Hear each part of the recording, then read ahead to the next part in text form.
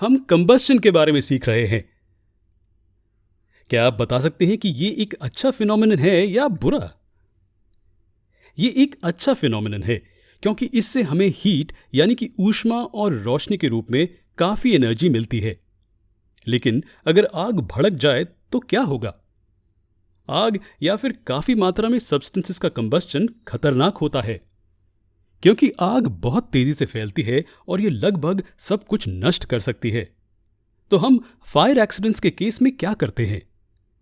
आपने देखा होगा कि फायरमैन आग वाली जगह पर पहुंचकर बड़े पाइप से पानी डालते हैं। क्या आपने कभी सोचा है कि ऐसा क्यों किया जाता है?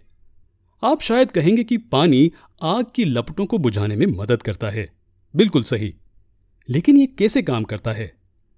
और क्या ये हर बार काम करता है? चलिए इसे समझते हैं। हम जानते हैं कि कंबस्शन के लिए 3 बेसिक चीजों की जरूरत होती है: इग्निशन टेम्परेचर, फ्यूल और ऑक्सीजन। इन तीनों में से किसी भी एक चीज की सप्लाई रोक देने पर कंबस्शन रुक जाता है।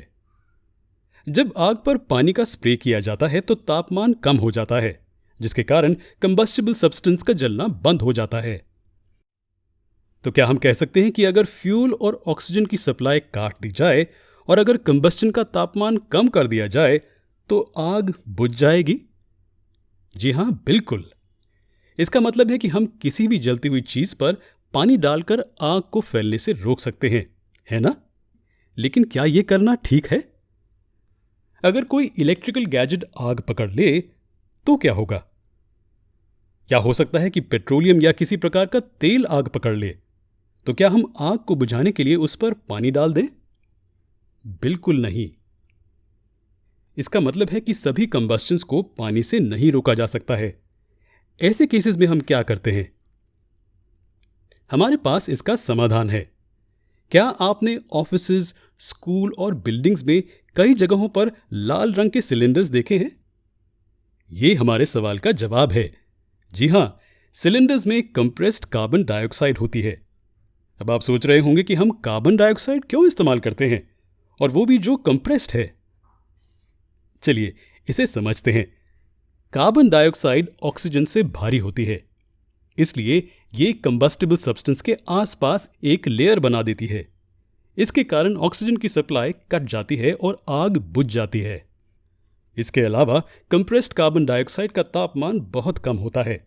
इस प्रकार इसको स्प्रे करने का एक और फायदा यह है कि ऊष्मा की सप्लाई भी रुक जाती है।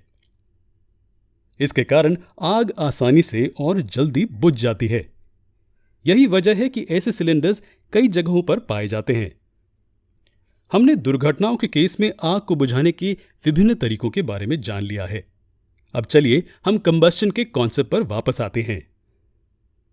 आपने देखा होगा कि सोडियम को कमरे के सामान्य तापमान पर केरोसिन में रखा जाता है। अगर इसे खुली हवा में रखा जाए तो यह तुरंत आग पकड़ लेता है। खाना पकाने वाली गैस के नॉब को खोलते ही जलने लगती है। इसके अलावा सूरज की ज्यादा गर्मी से जंगल में एकदम आग लग सकती है।